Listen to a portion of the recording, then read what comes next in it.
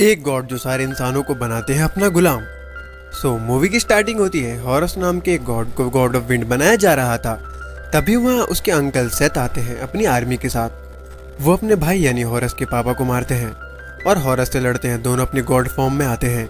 Seth बहुत ताकतवर था। वो हॉरस को हरा देता है और उसकी आंखें निकाल लेता है और उसे तड़पने के लिए छोड़ देता है।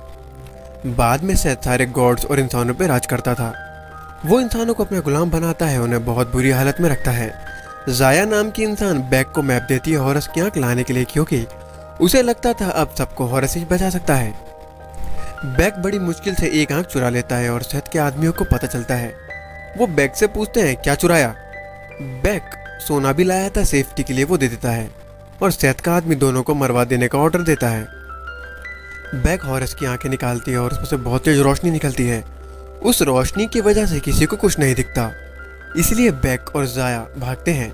लेकिन जाया को एक तीर लगता है, उसकी हालत गंभीर होती है और बैक हॉरस के पास जाता है और उसकी आंख के बदले हॉरस को जाया को ठीक करने के लिए कहता है। हॉरस घमंडी था, वो इंसानों को उस लायक नहीं समझता था कि वो डील कर सके, लेकिन वो देख नहीं सकता था, इसलिए वो मान जाता है और वो जाया को हील करने लगता है। लेकिन जाया मरने वाली थी और हॉरस के पास उसकी गॉड वाली पावर्स नहीं थी। उसे दोनों आंखें चाहिए थी और गॉड ऑफ डेथ आते हैं जाया को लेने। वो उसकी जिंदगी के बदले कुछ मांगते हैं, लेकिन जाया के पास देने के लिए कुछ नहीं था, इसलिए गॉड ऑफ डेथ उसे अपने साथ ले जाते हैं। हॉरस बैक को कहता है अगर उसके पास गॉड की पावर आ जाए वो जाया को वापस जिंदा कर सकता है, और दोनों डील करते हैं और दोनों जाते हैं। सेथ को पता चल जाता है हॉरस को उसकी आंखें मिल गई है। वो अपनी सेना भेजता है हॉरस को मारने के लिए, और दूसरी तरफ हॉरस अपने दादा गॉड ऑफ सन के पास जाता है। बैथ के साथ वो अपने दादा को सेथ की पूरी बात बताता है। गॉड ऑफ सन को हमेशा डीमंस को वापस भेजना पड़ता था ताकि उनके यहाँ अपने हथियार से दुनिया को बचाने के लिए, इसलिए वो हॉरस की मदद नहीं कर सकते थे। और हॉरस वहाँ से क्रिएशन ऑफ वाटर लेता है जिससे हर चीज क्रिएट हुई थी। वो बैक के साथ वापस जाता है। हॉरस क्रिएशन ऑफ वाटर को एक पिरामिड की आग में डालना चाहता था जिससे सेथ कमजोर हो जाए। सेथ की सेना दो बड़े मॉन्स्टर स्नेक से हॉरस पे हमला करती है और दूसरी तरफ सेथ गॉड ऑफ लव के पास जाता है। सेथ डेथ वर्ल्ड पे भी राज करना चाहता था और गॉडेस ऑफ लव वहीं से आई थी। गॉडेस ऑफ लव हॉरस से प्यार करती थी। सेथ डेथ वर्ल्ड जाने के लिए कहता है गॉडेस ऑफ लव को, और गॉडेस ऑफ लव मना कर देती है। सेथ उसे मारने लगता है। गॉडेस ऑफ डेथ अपना ब्रेसलेट निकालती है और वो डेथ वर्ल्ड पहुंच जाती है। उसके पीछे डेथ सोल लगी थी। वो वापस ब्रेसलेट पहन के कहीं और टेलीपोर्ट होती है। हॉरस और बैक की जान खतरे में थी। गॉडेस ऑफ लव वहां आती है। वो दोनों स्नेक्स को मार देती है। वो बहुत स्ट्रांग थी और तीनों पिरामिड की ओर जाते हैं। गॉडेस ऑफ लव मना कर देती है क्योंकि वहां पे एक डेविल है जिसके एक सवाल का जवाब देना होगा। अगर नहीं दिया तो वो सबको मार देगा।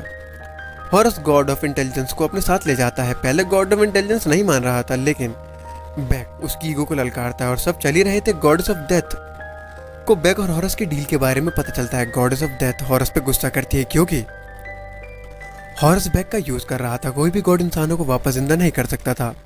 गॉडेस ऑफ लव को बुरा लगता है। सब चल रहे थे। वो उस डेविल के पास पहुंचते हैं। डेविल सवाल पूछता है और कहता है ना मैं था लेकिन मैं हमेशा रहूंगा। कोई भी मुझे देख नहीं सकता लेकिन सबको मेरे पे विश्वास है।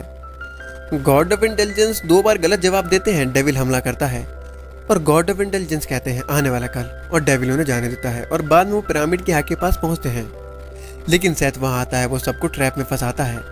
वो गॉड ऑफ इंटेलिजेंस का ब्रेन निकाल लेता है। बैक क्रिएशन ऑफ वाटर को आग में डालने वाला था, लेकिन सेथ उसे सच बताता है कि हॉरस जाया को वापस नहीं ला सकता।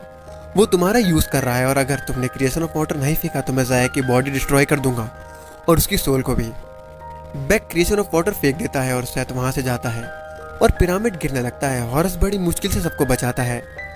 सेथ गॉड ऑफ इंटेलिजेंस का ब्रेन अपने अंदर लगाता है और अपने पापा गॉड ऑफ सन के पास जाता है उनसे उनका हथियार छीनने।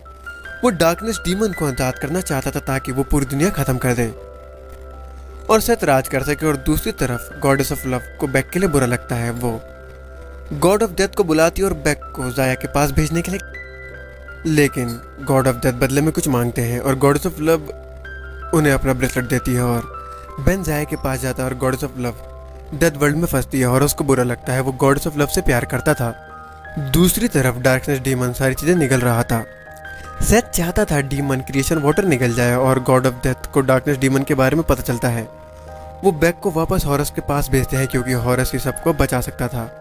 और हॉरस बैक सेथ के पास जाता है। हॉरस वापस सेथ से लड़ता है बैक मदद करता है, वो सेथ से हॉरस की आंखें निकालता है और हॉरस की तरफ फेंकता है और सेथ गुस्से में बैक को नीचे फेंकता है हॉरस की आंखें, और बैक नीचे गिर रहे थे। हॉरस सिर्फ एक को बचा सकता था, वो बैक को बचाने का फैसला लेता है और बैक को बचाते ही हॉरस को उसकी गॉड पावर्स वापस मिलती है और उसकी आंखें भी वापस आ जाती हैं और उसकी पावर्स भी काफ़ी बढ़ जाती है, क्योंकि हॉरस पहले अपनी पावर्स के लिए वर्दी नहीं था, लेकिन बैक को बचा के अब वो वर्दी बन गया था।